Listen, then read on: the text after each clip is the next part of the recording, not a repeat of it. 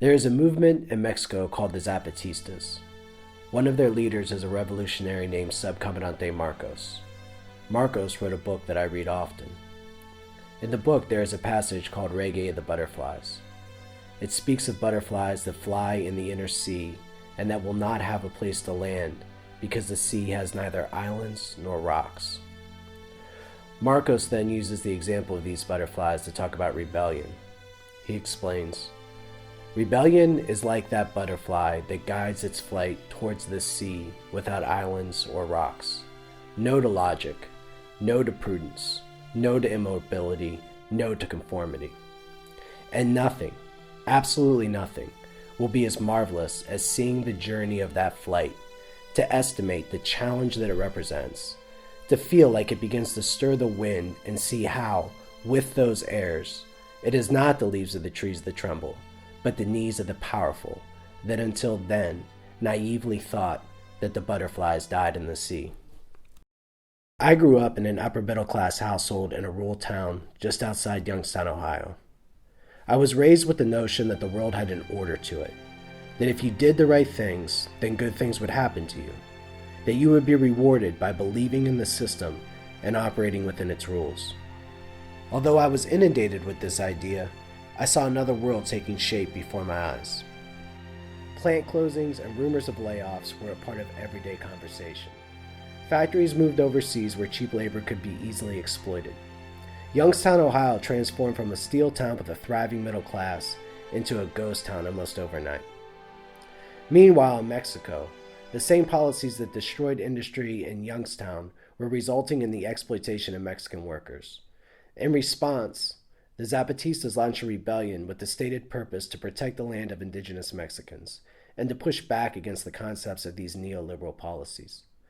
They stood in solidarity with workers all over the world who were being exploited by globalization and rejected the idea of workers being disposable objects, subject to the whims of technocrats on Wall Street and DC think tanks. Resistance in Youngstown was not like that in southern Mexico. Too often, workers looked not to themselves, but instead turned to their perceived leaders for answers. Their union bosses sold them out, and politicians cynically played on their fears to gain political power. No answers were provided, only cheap promises that were based on half-truths or outright lies.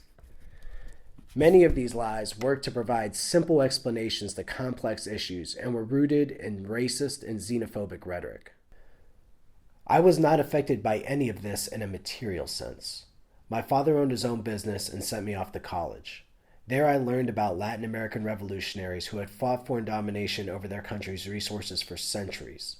I learned how black labor had been exploited during slavery and was continuing to be exploited. I wanted to change things. I wanted to get underneath all the illusions and find answers. However, I still thought that could be accomplished by working within the system. After law school, I moved to Washington, D.C. to work with people in imminent danger of displacement from their homes. In D.C., the government works with developers to target entire zip codes to be demolished and redeveloped.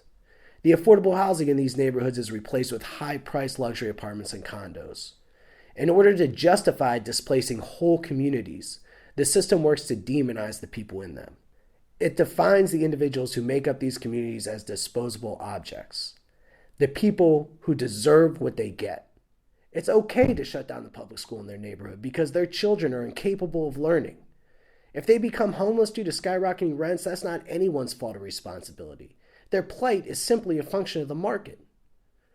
My turning point came when I decided to rage against this form of thinking and exploitation.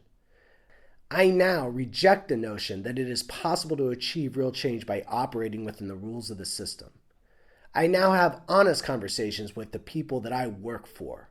What I found is that their intellect and capacity to fight for true change is oozing out of them.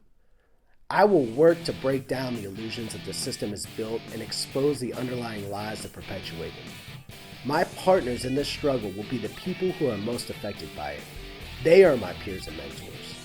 Together we will build a horizontal army of leaders ready to take on this fight. We will build bridges between ethnicities and genders and not be divided. Together we will achieve a metamorphosis like those butterflies that refuse to die at sea. Once people realized that the answers to many of these issues lied within themselves, the racism and xenophobia that I witnessed as a child will vanish, and the knees of the powerful will certainly shake. We are all Zapatistas.